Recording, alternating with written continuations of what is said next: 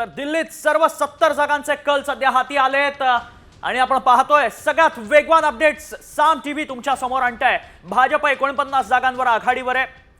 आताच्या कलांमध्ये आपची आघाडी 21 जागांवर थांबल्याचं पाहायला मिळतंय। त्यामुळे आपच्या जागा थोड्याशा कमी झाल्याचं कलांमध्ये पाहायला मिळतंय। 24 वरनं 21। मात्र दिल्लीतील सर्व 70 जागांचे कल सध्या हाती आलेत। सगळ्यात वेगवान अपडेट साम टीव्ही तुमच्या समोर आणताय। कारण आता 27 वर्षांची प्रतीक्षा संपणार का आणि भाजपला पुन्हा सत्ता स्थापन करता येणार का हा सवाल उपस्थित होतोय। भाजपची घौडदौड पाहायला मिळतेय। आपची घौडदौड 21 जागांवर आहे सध्या कलांमध्ये आणि दिल्लीत भाजपनं मुसंडी मारल्याचं चित्र सध्या तरी पाहायला मिळतंय। नवी दिल्लीच्या कलांनुसार मोठा उलटफेर दिल्ली विधानसभा निवडणुकीत पाहायला मिळतोय।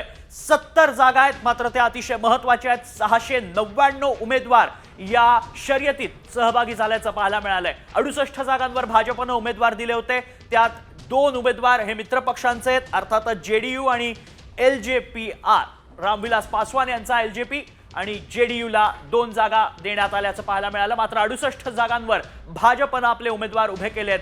सुषमा स्वराज यांच्या नंतर भाजपला पुन्हा एकदा मुख्यमंत्री दिल्लीच्या विधानसभेवर बसवण्याची संधी चालून आलेली आहे। हा विजयश्री भाजपनं खेचून आणल्याचं या कलांनुसार तरी पाहायला मिळतंय।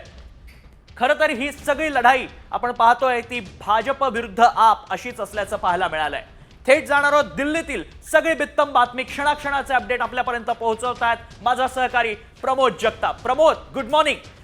दिल्लीची हवा काय म्हणते? कारण भाजप कलांमध्ये प्रचंड घौडदौड करताना पाहायला मिळते। विजयी घौडदौड आहे भाजपची।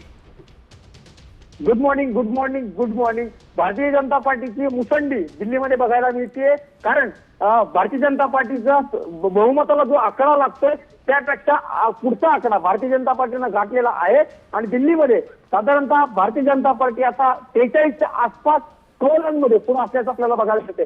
आम आदमी पक्ष जो मागच्या 10 वर्षांपासून दिल्लीमध्ये सत्तेवरती आहे ते प्रचंड पिछाडीवरती गेलेला आहे। त्यामुळे आता कौलांच्या अंदाजानं जर सांगायचं झालं तर तन्मय दिल्लीमध्ये भारतीय जनता पार्टीचा मुख्यमंत्री तब्बल 27 वर्षांच्या नंतर बसू शकतो। बघावं लागणार आहे की भारतीय जनता पार्टीचा जर मुख्यमंत्री झाला तर भारतीय जनता पार्टीचा मुख्यमंत्री म्हणून नेमका कोणाच्या गळ्यामध्ये माळ पडते।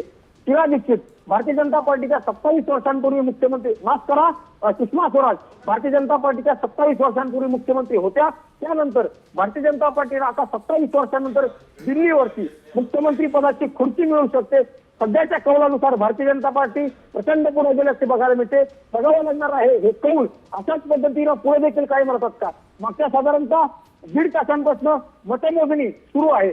यातले महत्वाचे मतदारसंघ जर सांगायचं झालं तर नवी दिल्ली हा मतदारसंघ, त्या मतदारसंघामधनं अरविंद केजरीवाल हे दिल्लीचे माजी मुख्यमंत्री निवडणुकीच्या मैदानामध्ये आहेत। असं असताना देखील अरविंद केजरीवाल पिछाडीवरती आणि भारतीय जनता पार्टीचे उमेदवार आहेत सर्वेश वर्मा हे आघाडीवरती असल्याचं प्रमोद, खरं तर नवी दिल्लीचा आपण विचार केला तर नवी दिल्लीमध्ये एक माजी मुख्यमंत्री आणि 2 माजी मुख्यमंत्र्यांची मुलं असं खरं तर चित्र रंगल्याचं पाहायला मिळतंय आणि त्यामुळे चुरशीची लढत पाहायला मिळते। म्हणजे प्रवेश वर्मा असतील किंवा शीला दीक्षितांचे पुत्र असतील आणि स्वतः अरविंद केजरीवाल, कुठेतरी याच समीकरणांचा फटका अरविंद केजरीवालांना बसला आणि भाजपची इथे खेळी यशस्वी होताना पाहायला मिळते। म्हणता येईल ती खेळी भाजपची होतीच,